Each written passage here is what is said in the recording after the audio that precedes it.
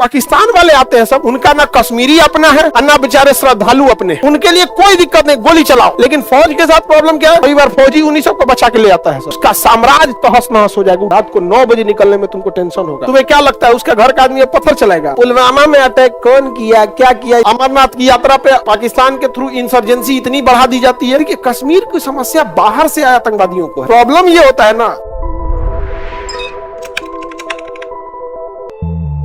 अमरनाथ में आप पता है अमरनाथ यात्रा होती है, बर्फ का शिवलिंग बना है, बाबा बर्फानी बोला जाता है। अमरनाथ की यात्रा पे पाकिस्तान के थ्रू इंसर्जेंसी इतनी बढ़ा दी जाती है, उसका मुख्य उद्देश्य होता है कि अमरनाथ चूंकि एक धार्मिक यात्रा है और धार्मिक यात्रा को अगर निशाना बनाया जाएगा तो ये मामला एक धार्मिक हो जाएगा। क्या हो जाएगा? धार्मिक हो जाएगा। अदरवाइज में अमरनाथ के श्रद्धालुओं से उसको क्या दुश्मनी है? वो बेचारे तो अपने संसारिक छोड़ के उतना मुसीबत से ऊपर जा रहे हैं, पूजा पाठ करने जा रहे हैं, क्या गोली बारूद चलाने जा रहे हैं यहाँ पे। लेकिन वो क्यों मारना चाहता है? धार्मिक इशू बनाना चाहता है। और वहां पे हमारे सैनिक सब में हजारों की ड्यूटी लगी रहती है, बहुत कोशिश रहता है कि सुरक्षित लेके जाया जा सके, लेकिन इसी बीच क्या कर देते हैं। देखिए, कश्मीर की समस्या बाहर से आए आतंकवादियों को है। प्रॉपर कश्मीर का आदमी चाहता है कि टूरिस्ट हो। रीजन क्या? उसका होटल चलेगा, उसकी दुकान चलेगी, उसकी पूरी इकोनॉमी हम लोग पे चलेगी। आप वैष्णो देवी जाइए, अमरनाथ जाइए, वहां प्रसाद बेचने वाला वहीं का कश्मीरी, घोड़ा पे खच्चर पे घुमाने वाला वहीं का कश्मीरी, होटल लेके रहेंगे वहीं के कश्मीरी पे, तो वो तो चाहेंगे कि भैया आओ। लेकिन प्रॉब्लम ये होता है ना कि जो पाकिस्तान वाले आते हैं सब, उनका ना कश्मीरी अपना है और ना बेचारे श्रद्धालु अपने हैं। श्रद्धालु लोग का क्या गलती है? उनके लिए कोई दिक्कत नहीं, गोली चलाओ सीधे, चाहे वो कश्मीरी को लगे और चाहे वो श्रद्धालु को लगे और चाहे वहां ड्यूटी कर रहे फौजियों को लगे। लेकिन फौज के साथ प्रॉब्लम क्या है? उन्हें कश्मीरियों को भी बचाना है, श्रद्धालुओं को भी बचाना है और टारगेट मारना है उसको। अब क्या करेंगे? सर कश्मीर का कपड़े होता है, इतना ठंड पड़ता है कि बड़का बड़का कपड़ा होता है, उसी में बंदूक लेकर रख जाएगा, यहाँ चलते चलते भीड़ में धाए धाए 4 को गोली मार के टहल रहा है, पते नहीं चलेगा, अपने भी भागेगा। कई बार फौजी उन्हीं सबको बचा के ले आता है। सब हथियार फेंक दिया तो नॉर्मल हो गया, दौड़ने में हथियार नीचे गिरा दिए, बचाओ बचाओ बचाओ, बचा के ले जाते हैं सब। तो बड़ी समस्या जघन्य हो गई है। ज्योग्राफिकल टेरेन ऐसा है ना कि आप बराबर एरिया रहता ना तो कोई दिक्कत नहीं था, लेकिन उसका सबसे अच्छा तरीका अब निकल रहा है रेलवे द्वारा। जब कनेक्टिविटी बढ़ जाएगी ना तो लोग के पास पैसे आने लगेंगे। देखिए, जिसके पास पैसा वैसा नहीं रहेगा ना, घर द्वार टूटल टाटल है, पैसा कम है, वो फौकेगा बहुत। हम सरकार से ना डरते हैं। अरे भाई, तुम्हारे पास है क्या जो सरकार लूटेगी? यही बतिया तुम अंबानी से बुलवा के दिखा तो उसका साम्राज्य तहस नहस हो जाएगा, वो डरेगा। यहाँ पे आपके जेब में अगर 10 रुपया है ना, जेब में 10 रुपया है तो रात 10 बजे 11 बजे घूमिएगा, कोई टेंशन नहीं है। 10 रुपया तुम्हारे जेब में जिस दिन 1 करोड़ रहेगा ना, रात को 9 बजे निकलने में तुमको टेंशन होगा। अरे बाप हो, 1 करोड़ रुपया है, जल्दी हटो यहाँ से। तो फौंकता आदमी कौन है? हमारे बिहार में ज्यादातर लोगों के पास पैसा कम है ज्यादातर फौंकेगा यहाँ पे। तो कश्मीरियों के साथ क्या हुआ? उनकी इकोनॉमी चौपट हो गई। जब इकोनॉमी चौपट हो गई तो उनको क्या जाता है, 10,000 रुपया कोई देगा, पत्थर चला देगा। लेकिन जब रेलवे से कनेक्टिविटी हो जाएगी, वो लोग अपना सामान यहां लाके बेचेंगे। सोचिए, वहां जो भी चीज होता है ना, बड़ी महंगा मिलता है। दालचीनी, मसाला, केसर, सैफरॉन, जायफल, सेब, अंजीर, अखरोट, बादाम, इससे कोनो सस्ता चीज वहां मिलवे नहीं करता है। वहां गेहूं चावल सब ड्राई फ्रूट। लेकिन होता क्या है, उनकी कनेक्टिविटी नहीं होती है। बीच में जो दलाल है सब, ये सेब खरीदते, आपको पता है 10 रुपया किलो खरीद लेता है। 10 रुपया किलो खरीद लेता है सेब कश्मीरी का। हम लोग को मिलता है 100, 150, 200 कितना चल जाएगा, 10-20 रुपया सेब खरीद लेता है कश्मीरी। जब क्यों? उनके पास प्रॉब्लम है, कनेक्टिविटी नहीं है। जब ट्रेन आ जाएगी, कोई दिक्कत नहीं, ट्रेन पे लादेगा। ट्रेन का लगेज पिछवा एगो डिब्बा होता है, लगेज का 5 कुंटल लग दिया, लगेज का पर्ची कटा लिया, 500 रुपया का पर्ची, धाए से बैठा ट्रेन में, सुबह में बैठा, शाम में पहुंच गया चंडीगढ़। शाम में कहां पहुंच गया? चंडीगढ़। ले चंडीगढ़ में बेच के चल दिया वहां पे।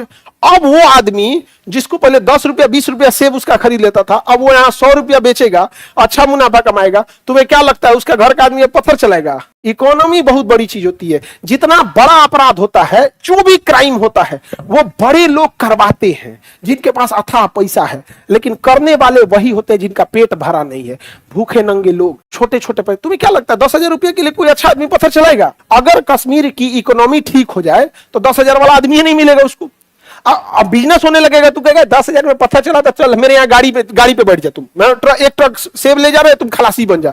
तुमको हम दे देंगे 20,000। देखा, गोवा के आदमी की आज इकोनॉमी इतनी बढ़ गई है कि आप गोवा के आदमी को कहिए ना, लो 50,000 पत्थर चलाओ, कहे बैल कहीं का, हम एगो रेस्टोरेंट खोल देंगे, मछली भूज देंगे, इधर चिकन भूज देंगे, आके कोई खा जाएगा। और पर्यटक लोगों को दुकान से मतलब नहीं होता है कि कौन दुकान अच्छा देता है, कौन दुकान खराब देता है, वो जहां भूख लगे हुए खाएगा, वो उसको आइडिया ही नहीं है।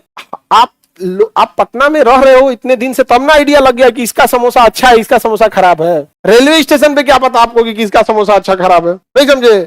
तो जम्मू कश्मीर में इकोनॉमिकल प्रॉब्लम बहुत भयानक है यहाँ पर।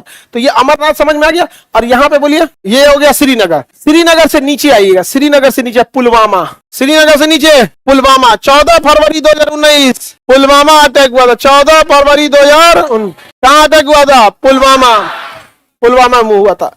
पुलवामा में अटैक कौन किया, क्या किया, इसका कोई रिपोर्ट नहीं आया। और वहां पे बताए पुलिस, जम्मू कश्मीर पुलिस बताए, और सीआरपीएफ के ही पायलट जो होते हैं, जो आगे गाड़ी चलती है पायलट बोलते हैं, उसको बोले कि किसने प्रोटोकॉल जब होता है कि जब कोई कॉन्वे जाता है तो उस बीच में किसी गाड़ी को एंट्री नहीं करने दिया जाता है, तो कैसे एंट्री किया था? वो मारा हुआ आतंकवादी, उसको मार देना चाहिए। मार क्या देना चाहिए? मरिए गया वो। अब उसके मास्टरमाइंड को खोजना चाहिए। लेकिन जो ट्रैफिक इंचार्ज था, जो आगे गाइड कर रहा था, आगे देखिएगा एक पुलिस खुली जिप्सी जाती है, एक से दूसरे में 100 मीटर का गैप होता है, उतनी दूर तक गाड़ी आया कैसे? और उस गाड़ी में इतना बड़ा आरडीएक्स कैसे आ गया? इतना 100 केजी का बम आ गया यहाँ पर। 1-2 किलो का रहता तो समझ में आता, जेबों में भर के लगा, इतना बड़ा बम आ गया, पूरा तहलका उड़ा दिया यहाँ पर। कहां से भैया, कहां से? अगर आतंकवादी आके मारे सब तो गलत है, तो हमारी खुफिया एजेंसी वाले जो हैं ये क्या कर रहे हैं भैया? भारत के लोगों को बांग्लादेश की चिंता थी, अब मणिपुर में हो गया, वो चुप थे। नहीं समझ में गया? 15 अगस्त 26 जनवरी को देश प्रेम की भावना आती है। यकीन मानिए, अगर वो भावना 6 महीना देश के लिए रह गई ना, बहुत आगे जाएगा यहाँ पर। तो बताइए, इतना बड़ा बड़ा आरडीएक्स लेके घुस जा रहा है सब। पुलवामा के नीचे देखेंगे वैष्णो देवी। तो आप में जो वैष्णो देवी गए होंगे, कटरा से उतरने का बड़ी मुश्किल चढ़ाई होता है जी, बहुत टफ है। एक तो ठंड पड़ता है, उसमें से हो जाती है बारिश, हालत खराब हो जाता है। वैष्णो देवी, अमरनाथ यात्रा, केदारनाथ यात्रा, ये सब में बहुत टफ होता है। और भगवान लोग भी ऐसे ही जगह पे रहे थे, जानबूझ के पास में रहते तो मजाक बना देता सब। आपको क्या लगता है, इसे भिगना पहाड़ी है, इसे गांधी मैदान के आसपास भगवान लोग रहते तो लड़का सब फोन पे बतियाता सब, कहता अच्छा रुको ना, जा रहे एग्जाम देने, अच्छा नंबर पास कर, हाँ ठीक है, तुम भी आओ। नहीं समझे? तो उन लोग को इतने दूरदर्शी थे लोग ना, उन लोग को पता था कि तू आओ, तुम आएगा यहाँ पे ना तुम्हारा हालत खराब हो जाएगा। आने के बाद, तुम आने से पहले ही तुम मालिक सही सलामत हमको पहुंचा लीजिएगा, ऐसा ना हो कि अपने पास बुला ले। तुम जाओ ना तनी वैष्णो देवी चढ़ के देखो, केदारनाथ, अमरनाथ, अच्छा बराबर जमीन पे बोल बम है यहाँ पे बाबा देवघर। तो देवघर जाने से पहले ही पैदल चलना पड़ता है। सुल्तानगंज से पानी भरो, चल दो, अब हालत खराब हो जाएगा पहुंचते पहुंचते। तो ये लोग इतने समझदार थे, इतनी दूरदर्शी विचारधारा थी इन लोग की। समझ में गया? तो कटरा तक ट्रेन जाती है। अभी सरकार ट्रेन को जोड़ रही है, जम्मू कश्मीर से कटरा वगैरह, श्रीनगर सब ट्रेन जुड़ जाएगा ना, तो कनेक्टिविटी बहुत आसान हो जाएगी। जब लोग इकोनॉमिकल एक्टिविटीज में लग जाते हैं तो उसको कोई दिक्कत नहीं होता।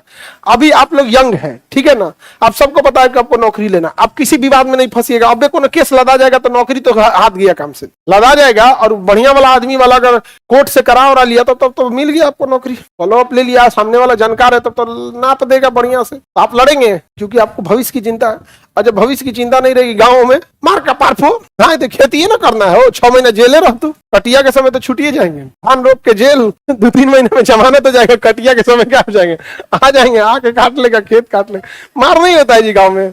वही ये सब भी कर लिया है यहाँ पे।